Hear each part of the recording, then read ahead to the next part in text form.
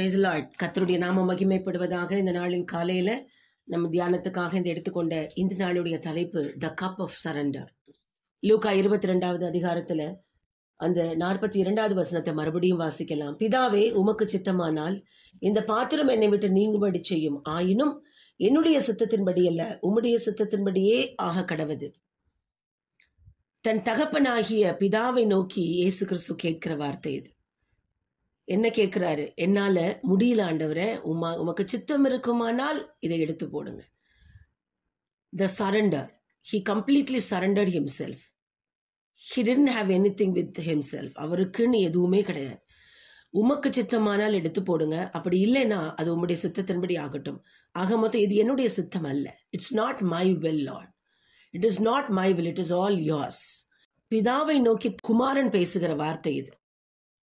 He was very honest to him. அவர் ரொம்ப நேர்மையாக தன்னுடைய நிலையை அப்படியே ஒத்துக்கொள்கிறார். ஒரு ஓப்பனான, ஒரு ஆனஸ்டான கான்வர்சேஷன் வித் காட். இதுதான் சரண்டர், எ ஸ்மால் சரண்டர்.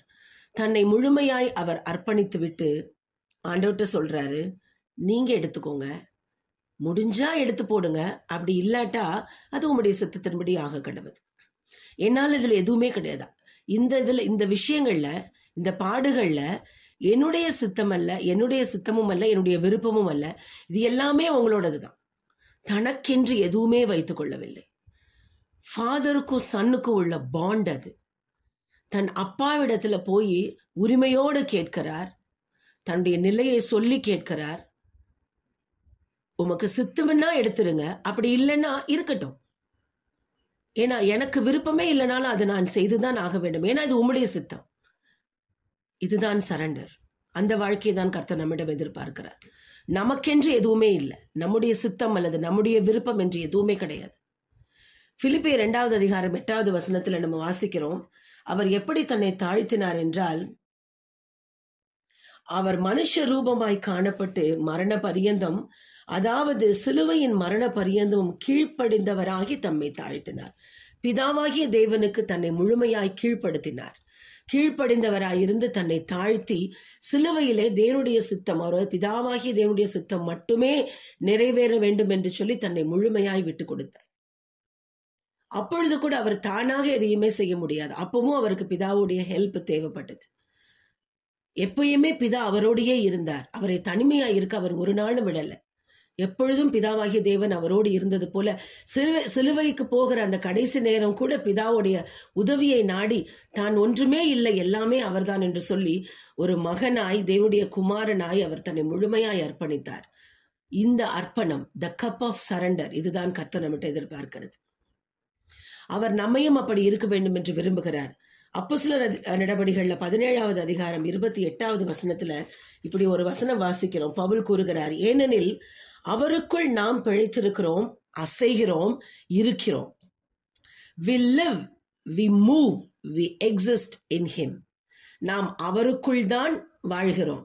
நாம் அசைவதும் அவரால், நம்ம வாழ்றது, நம்ம இருக்கிறது எல்லாமே அவரால் மட்டும்தான் அப்படின்னு முழுமையாய் அந்த நிலையை அவர் அப்படியே ஒத்துக்கொள்கிறார். இதே தான் நம்முடைய வாழ்க்கையும் நம்முடைய நிலையும்.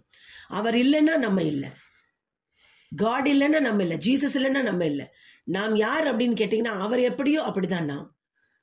அவருக்குள் நம்ம எப்படி இருக்கோமோ அப்படிதான் இருக்க முடியும். நாம வாழவே முடியாது. நம் தனிமையில வாழ்வது அவருக்கு பிரியமும் அல்ல. பிதாவாகிய தேவன் இயேசு கிறிஸ்துவோடு எப்படி இருந்தாரோ அதே போல அவர் எடுத்துக்கொள்ளப்பட்டதுக்கு அப்புறமா நமக்கு பரிசுத்த ஆவியானவரை விட்டு சென்றிருக்கிறார். இப்பொழுது நம்ம தனிமையில் அல்ல. நம்ம ஒரு நாளும் தனிமையில இருக்கோம்னு நினைக்க கூடாது. நம்மோடு இருக்கிறவர் பரிசுத்த ஆவியானவர். அதே போல நாம முடிவெடுப்பதற்கோ, நாம வாழ்வதற்கோ, நம்ம இஷ்டப்படி வாழ்வதற்கோ நாம் அழைக்கப்படவில்லை. நாம் இயேசுடைய திட்டம் நிறைவேற்றப்படுவதற்காக நாம் அழைக்கப்பட்டிருக்கிறோம். நம்மளால செய்ய முடியுமா? நாமவே செய்ய முடியுமா? நிச்சயமா முடியாது. ஃபிளஷ்ல இருக்க வரைக்கும் நம்மளால நம்முடைய தேவனுடைய சித்தத்தை முழுமையாய் நிறைவேற்ற முடியாது. இயேசு கிறிஸ்துவுக்கே பிதாவுடைய உதவி தேவைப்பட்டது. அதே போல நமக்கும் பரிசுத்த ஆவியாருடைய உதவி நிச்சயமாய் தேவையா இருக்கிறது. நம்மை முழுமையாய் அவரிடத்தில் அர்ப்பணிக்கும் பொழுது நாம் வாழ்வது, அசைவது எல்லாமே அவரால் என்னும் போது நம்ம அடுத்த நம்முடைய வாழ்க்கையில செய்ய வேண்டிய எல்லா விஷயங்களுமே அவருடைய உதவி இல்லாமல் செய்ய முடியாது. So God needs us to surrender ourselves completely. அதுதான் நம்ம கற்றுக்கொள்ளுகிற பாடம். The cup of surrender. நம்முடைய வாழ்க்கையாகிய இந்த பாத்திரத்தை முழுமையாய் தேவனுக்கு அர்ப்பணித்து, நம்முடைய சித்தம் அல்ல, முழுமையாய் தேவனுடைய சித்தத்தை நிறைவேற்ற வேண்டும் என்று சொல்லி கர்த்தர் நம்மிடத்தில் விரும்புகிறார். முழுமையாய் அர்ப்பணிப்போம், தேவனுக்காக வாழ்வோம், அவருடைய சித்தத்தை மட்டும் நிறைவேற்றும். கர்த்தர் நம்மை ஆசீர்வதிப்பார். ஆமென்.